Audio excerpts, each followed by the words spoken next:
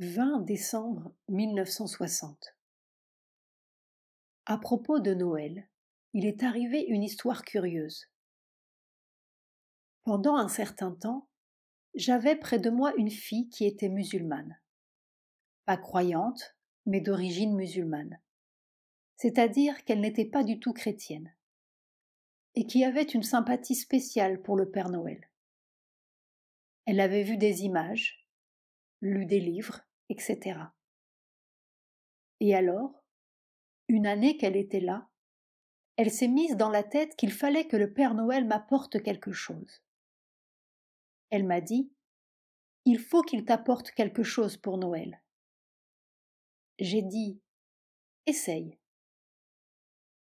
Elle a fait je ne sais quoi, mais elle le priait pour qu'il m'apporte de l'argent. Elle a fixé un chiffre. Et la veille de Noël, exactement ce chiffre-là m'a été donné. Et c'était un gros chiffre, plusieurs milliers de roupies. Exactement le chiffre qu'elle avait fixé. C'est arrivé ce jour-là d'une façon tout à fait inattendue. J'ai trouvé cela très intéressant.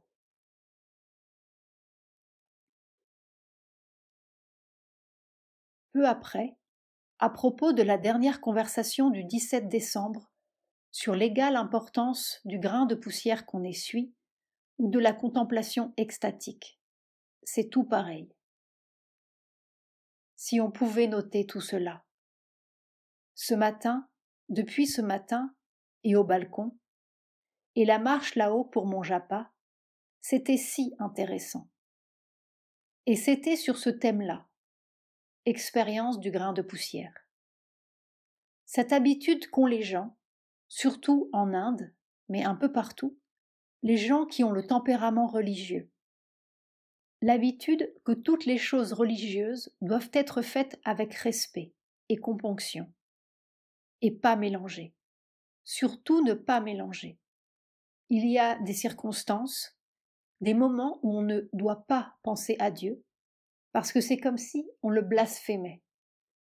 Il y a cette attitude religieuse, et puis la vie ordinaire où les gens font les choses, travaillent, vivent, mangent, s'amusent, en considérant que c'est cela l'important, et pour le reste, ma foi, quand on a le temps, on y pense.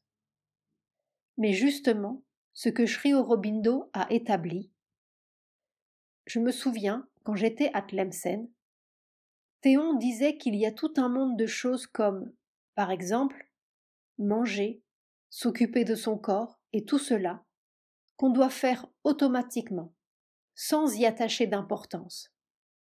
Enfin, ce n'est pas le moment de penser aux choses divines. C'était ce qu'il prêchait. Alors il y avait l'attitude religieuse de toutes les personnes religieuses et l'attitude ordinaire. Les deux me gênaient également. Puis je suis arrivée ici et j'ai dit à Sri Aurobindo mon sentiment. Je lui ai dit que si on est vraiment en union avec le divin, cela ne peut pas changer, quoi que l'on fasse. Ça peut changer la qualité de ce que vous faites, mais votre union ne peut pas changer, quoi que vous fassiez. Et quand il m'a dit que c'était cela la vérité, j'ai eu un soulagement. Et c'est resté à travers toute ma vie comme cela. Et maintenant, toutes ces attitudes des individus, des groupes, des catégories humaines, viennent de tous les côtés, pendant la marche là-haut, affirmer leur point de vue comme la chose vraie. Et je vois pour moi-même, je suis mise dans l'obligation de m'occuper d'un tas de choses dont beaucoup sont, à un point de vue seulement normal, tout à fait futiles, sans compter celles qui ont la réprobation des gens appartenant à ces catégories morales ou religieuses. Et quand je marche là-haut pour mon Japa, c'est très intéressant, parce que toutes sortes de formations mentales viennent en flèche. Mère dessine des petites flèches dans l'air, qui viennent de tous les côtés toucher son atmosphère mentale. Et pourtant là, je suis tout entière dans ce que je pourrais appeler la joie, le bonheur de mon Japa, avec l'énergie de la marche. La marche est là pour donner une énergie matérielle à l'expérience, dans toutes les cellules du corps. Et en dépit de cela, une chose vient, une autre vient, et ceci, et cela. Mère dessine des petites flèches. Ce qu'il faut faire, ce qu'il faut répondre à celui-ci, ce qu'il faut dire à celui-là, ce qu'il faut faire ici. Toutes sortes de choses dont la plupart sont considérées comme d'une futilité extrême. Et je vois tout cela qui est situé dans un ensemble. Et tout cet ensemble, je pourrais dire que c'est rien que le corps du divin. Je le sens, n'est-ce pas? Je le sens comme si je le touchais, partout. Mère touche ses bras, ses mains, son corps. Et toutes ces choses, elles ne voilent pas, elles ne détruisent pas, elles ne détournent pas cette sensation d'être tout entier un mouvement, une action dans le corps du divin. Et ça augmente de jour en jour, parce que c'est comme s'il me plongeait de plus en plus dans des choses tout à fait matérielles, avec la volonté que, là aussi, ça doit être fait, que toutes ces choses doivent être pleines de lui consciemment.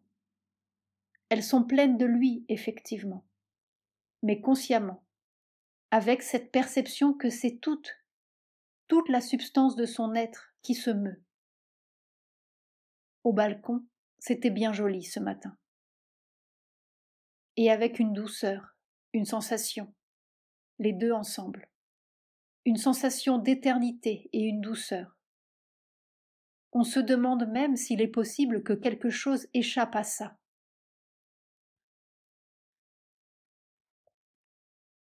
Silence. Naturellement, si on a le malheur de se mettre à penser, c'est tout fini. Silence. C'est un fait. Ce n'est pas une pensée. Ce n'est pas quelque chose qu'on observe. On n'est pas le témoin. C'est un fait que l'on vit. Alors si on voulait traduire l'expérience, il faudrait dire comme Sri Aurobindo des choses qui sont presque des offenses à la raison, tellement elles sont paradoxales. Oui, plus que paradoxales.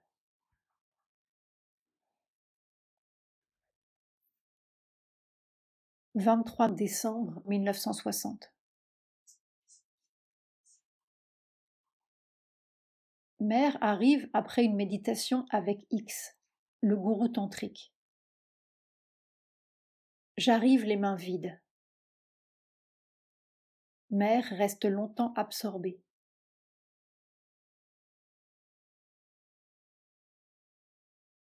Je suis allée m'asseoir un peu avant 10 heures pour la méditation. J'étais dans mon état normal, et cela m'intéressait de savoir s'il y aurait une différence avec les autres fois. Et vraiment, tout d'abord, cela n'a fait aucune différence. Et puis lentement, j'ai senti que, dans le corps, entrait cette espèce de paix souriante et sereine dans laquelle je suis. Mais les cellules n'en ont pas encore toujours conscience. Elles sentent quelquefois une sorte de tension de la vie. Je ne sais pas comment appeler cela.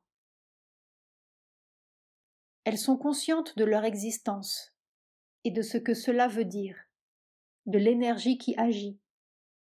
Oui, conscientes de l'action, de l'énergie qui agit. Mais tout à l'heure, ça, c'est descendu. Et il y a eu une détente extraordinaire. Pas cette détente du surrender, abandon, que j'ai d'habitude au commencement de la nuit. Pas ça. La détente d'une espèce de joie sereine, immuable, éternelle. Et alors le corps a eu l'impression. Je peux rester comme cela pour toujours. Il disait, oh, comme je suis bien. Et en effet, je ne sais pas, je crois que lui, avait l'impression que la méditation était finie, tandis que moi, j'étais encore. Je me suis aperçue qu'il bougeait. Alors j'ai arrêté. Ça, c'était une différence marquée. Parce que quand quelque chose ne va pas, il y a toujours, d'en haut, une pression sur le corps. La pression de la force qui descend. Mais là, ce n'était plus cela du tout. C'était comme ça. Mère tient ses pommes ouvertes vers le haut, dans une attitude d'abandon total. Pas un comme ça béatifique, en ce sens que ça vit en soi. C'est l'existence en soi. Et puis c'est tout. Je suis venue directement ici après la méditation, dans cet état-là. Et quand je me suis assise, tu sais, je n'ai même pas eu Il n'est pas question d'idée. Mais même pas, je ne sais pas, l'instinct de ramasser une fleur pour te la donner. Tu comprends? Et quand je me suis assise, alors a commencé à venir la conscience de la colonne de lumière. Il n'y avait plus de personnalité, il n'y avait plus d'individualité. Il y avait une colonne de lumière qui descendait jusque dans les cellules du corps. Et puis c'est tout. Et alors, petit à petit, ça a pris conscience de soi, conscience d'être cette colonne de lumière. Et lentement est revenue la conscience ordinaire. Silence. C'est intéressant pour moi de venir ici un peu après la méditation, parce que c'est comme si j'objectivais mon expérience. Autrement, je suis dedans, comme ça, geste. Et il n'y a plus de... N'est-ce pas, je dis je, ça n'existe pas. Même le corps sent comme cela, une sorte d'éternité immuable et béatifique. Et puis c'est tout. Je te dis, même pas. Quand je suis arrivée, je t'ai dit, je n'ai rien dans les mains. C'est juste le contact avec ton atmosphère qui m'a fait dire cela. Autrement le jeu, les mains, rien. Tout cela n'avait pas de sens. C'est intéressant.